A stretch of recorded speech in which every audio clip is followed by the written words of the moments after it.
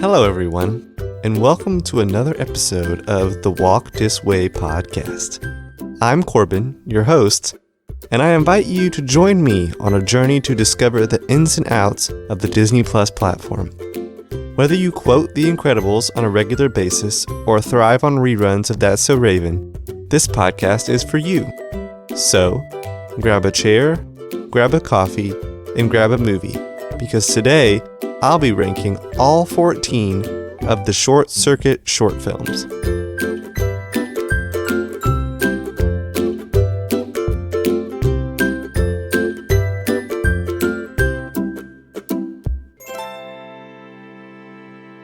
In case you're unfamiliar with Short Circuit, let me give you a few details.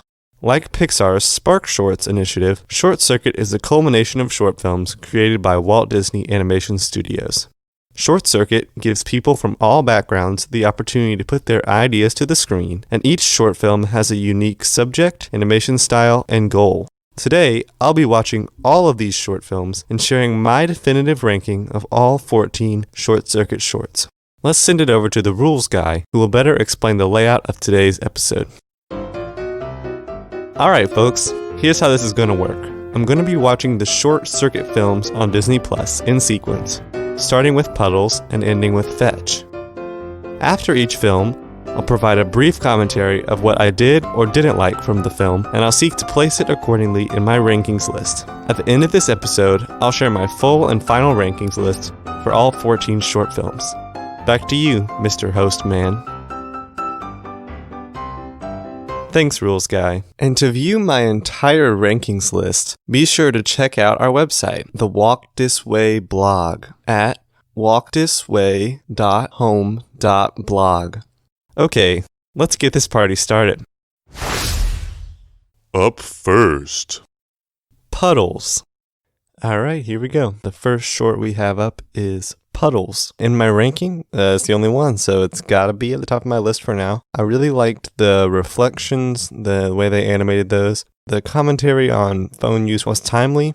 I think they really emphasizing that the whole time. They hammered it in over and over again with the main character trying to get his sister's attention. So all in all, it was really good. I can't really explain, obviously, the physics or anything behind going into the puddles, why there were huge whales down there, but, you know, it was cool. It was pretty. So, on to the next one. up next, Exchange Student. Alright, we're now on to the second short on our list, Exchange Student. For me, it's always cool how much they can do with incomprehensible dialogue or non-English dialogue, where the aliens are basically like, the whole time. I really appreciate when they can convey such great stories without using words. They did use noises and grunts and other things like that, but I really appreciate when they can tell such a great story without explicitly stating it. Characterization was all there. You really rooted for the girl who was the newbie, I guess, and the exchange student, and the imagery of the space helmet, her kind of like secluding herself from the others, was really cool. So yeah, for right now, I'm going to say that one is going to take first, and then we're going to put Puddles in second for now, and I'll just keep ranking them as I go. up next, Lucky to Pay. Okay, we're on to the next one. This is the third one.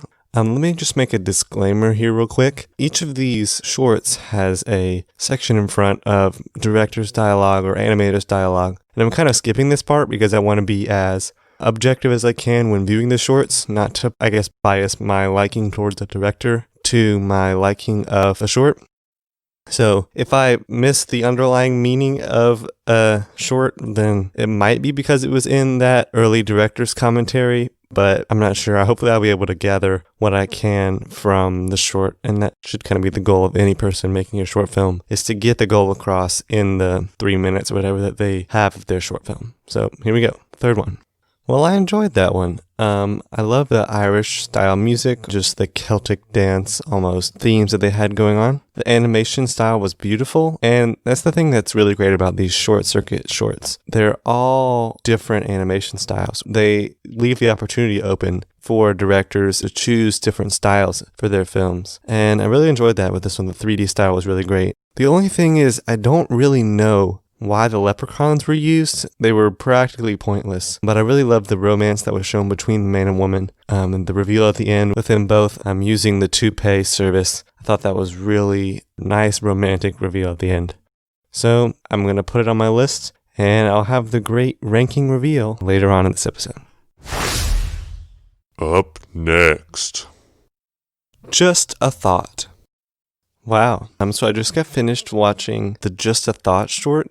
And of the 4 that I've watched so far, this one seems to have the most unique art style. It feels like it's out of a comic strip almost, with the dot texturing and the cartoony feel that they have in terms of the 2D animation style. I really enjoyed this short. It felt almost like the angel demon kind of on either shoulder idea, where he wants something, and that's what his thoughts are kind of thinking, but he's rebelling in his mind. I really enjoyed this short. You really felt bad for the main character when he was just getting mocked and bullied and laughed at because his thoughts were just being shared out in the open. And that romance element at the end, finding the girl and having them kind of both have a desire for each other was really cool. And I enjoyed it. I'm going to put that one at the top of my list for now, but we've got more on the list and we'll see where we go from here. Up next. Cycles. Wow. I just got finished watching Cycles. I believe it is the 5th one on our list. And man, the theme of that short film is so deep. I really loved the time-lapse animation thing. I actually had the opportunity to watch this in VR a while back, where you could kind of turn your head and look at the aspects of the house as it morphed. And that was really cool. But there's just something special about this short because it grapples with age, the stages of life, and growing old together. And I love that they end on that graffitied house, the ransacked and pillaged house, because it shows how the house transforms over the years. But at the same time, it wasn't the building that mattered in those moments. It was the memories and the things that they had associated with the house that made it into a home for them. And that was such a cool connection that they made in the final seconds of the episode. Up next. Lightning in a Bottle. Okay, so Lightning in a Bottle. Honestly, it's not my favorite. The animation is beautiful, but the whole time I was wondering what exactly was happening. We shift between like an alternate dimension almost, and I understand it's kind of returning the lightning to its proper home or whatever, but I didn't really connect with what they had going on, so it just wasn't there for me, I don't think. It felt almost like a sort of Chicken Little returning the orange alien back to its home in the sky. It was kind of strange. It's going to be pretty low on my list in the end. It's not a terrible short, and the animation is lovely, but just didn't hit the right notes for me. So, on to the next one. Up next. The Race. Well, there you go. I just got finished with The Race. And, oh man, I love that short so much. The death and things that are in the episode are kind of more morbid or more mature, but they still keep it light, honestly. The character of Death is seen more as a humorous figure. So he learns about what the purpose of life really is and learns about love. Goes from kind of bad, wobbly biker to a good biker, learns fun and how to just enjoy life and to love others. And I think, while, yes, there are a ton of deaths on screen and it is kind of strange, the concept of this episode, it's so much fun to watch. And the ending is really touching to kind of live each life, not for the material possessions, but for the way that we can share love with others. This one's probably my favorite for now. It might be in the running with Cycles, maybe first or second, and I'll probably put Cycles ahead of it just for now, but we'll see as the time progresses how that might shake up in the end. So let's just keep chugging along. Up next. HairJitsu. Yeah, so I just got finished watching HairJitsu, and that was really fun. I can kind of relate with the main character's early fear of getting a haircut. I remember growing up, that was not really my favorite thing to do, but the kid was really cute. I love how the animation style shifted from the 3D animation to a more 2D. It felt kind of like the way Epic Mickey shifts, if you've ever played the Epic Mickey games, from their 3D animation to the 2D cutscenes, almost like a painted kind of thing. It was really cool. And the fighting, obviously it's between hair, so it is kind of strange at times, but it's so much fun to watch. And it feels like it could go in, say, a Despicable Me movie or Spies in Disguise, something like that. So I really enjoyed it. I'm not going to say that the story was as complex as some of them like Cycles or The Race or something like that. So I'm probably going to put it... If you've been following along, I'm going to put it above Puddles, I think. So that's going to put it in the 6th place spot. So we'll see as we go on how it shakes up. But yeah, that was HairJitsu. Up next. Downtown. All right. So I just got finished watching Downtown. I thought it was cool. I love the way they used the hip hop music and they kind of synchronized everything in the music to something that was happening in the short. When traffic would come by, instead of hearing the honks, you would get a or something. That was really cool. And the visuals were almost like a Splatoon Epic Mickey, if you've played those video games before, where a dull city kind of is painted to life. It was interesting. I didn't really connect with the message of the story. Growing up close to a major city, I sympathized with kind of the traffic or the things in the city, and I liked the different aspects that they showed. But I'm not really sure what we were supposed to get from the main character in this episode, or in this short film. There's like a cool Spider-Verse shot at the end, though, that looks basically like the primary shot in Spider-Man Into the Spider-Verse. It was kind of cool. So, not necessarily my favorite, but we'll see where it winds up on my final list. All right, here we go. Up next. Jinghua. I love the cultural representation of this one. Kind of the Asian idea of really emphasizing your ancestors, giving them a memorial, paying tribute to them. I really love the painted art style of this short film with the ink splatters and things going on.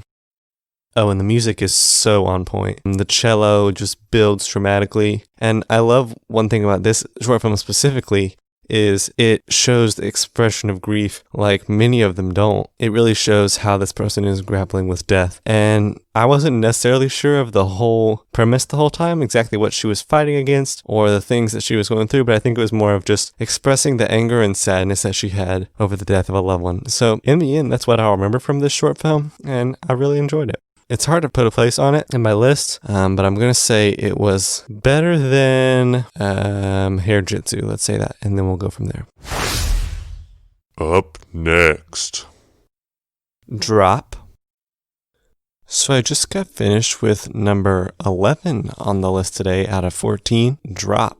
This one was fine. I think I've said this for each of the short films so far, but the animation style is always innovative. It's always something different. That's one thing that you can really tell from these short circuit films, and one thing that I've really come to appreciate from watching each of the films in sequence. It's a clever concept, just the water cycle kind of depicted, but the character development was kind of weird. I wasn't really sure what he was supposed to get out of it, other than the fact that he was trying something new for the first time and then grew to like it.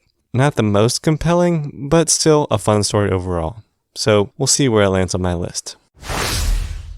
Up next. Zenith. Okay, so I just got finished watching Zenith, and I have to say this one, I just didn't really connect with it. I couldn't figure out exactly what they were trying to get at. I understand the self-sacrifice motif and thing they had there. It just didn't really hit the right notes for me. So I'm going to have to kind of put it farther down on my list. I'm probably going to put it at the bottom for now, just because I think that Lightning in a Bottle is probably better than this one. But again, we've got two more shorts to go through, and we'll see how they compare to Zenith. But this one just didn't really click with me that much. So we'll see. Up next. Elephant in the Room. So, Elephant in the Room is the second to last one on my list, and that is such a great short. It really hits hard, just the story between the boy and the elephant. You feel for both of them, and you feel, I guess, the position of the dad too. The song that they use for this one, this is the first one of the list that we've gone through that uses a lyrical song, something with lyrics that kind of play into the story. And the song that they chose for this one is perfect. The animation style is cool. It looks like the Paperman short, the other Disney Animation Studios short.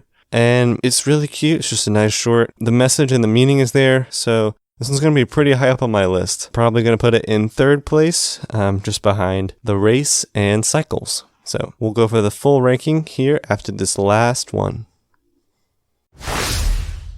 Up next. Fetch.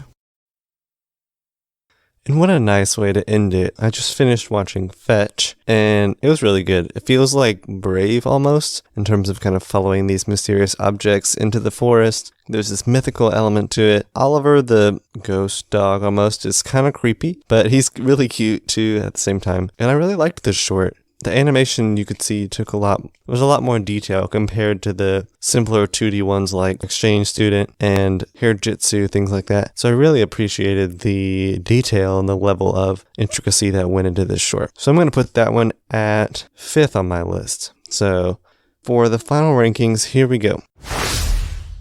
Number 14, Zenith. Number 13, Lightning in a Bottle. Number 12, Downtown. Number 11, Puddles. Number 10, Drop. Number 9, HairJitsu. Number 8, Jinghua. Number 7, Lucky to Pay. Number 6, Exchange Student. Number 5, Fetch. Number 4, Just a Thought. Number 3, Elephant in the Room. Number 2, The Race. Number 1, Cycles. So Cycles, of all of these, was my favorite. It was really good to see the mature themes that they plopped into that. Still kid-friendly, but a pretty mature short film. And I really enjoyed the time-lapse animation that they had. And seeing that in VR too a couple months ago was a really cool experience. Well, there you have it. I hope you enjoyed my commentary on each of these stellar short films. Did you agree with my rankings list? Or did some of your favorites land on the bottom of my rankings? Send us an email with your thoughts at thewdwpodcast@gmail.com, and we'll be featuring some of your feedback in our upcoming episodes. If you want to stay updated with all of the great things happening with the Walk This Way podcast, be sure to check us out on Instagram at thewdwpodcast, find us on iTunes, and subscribe to our YouTube channel. For even more great content, be sure to head over to our blog at walkthisway.home.blog. As always, thank you for joining me on this episode of the Walk This Way podcast, and tune in next time for more Disney magic. See ya!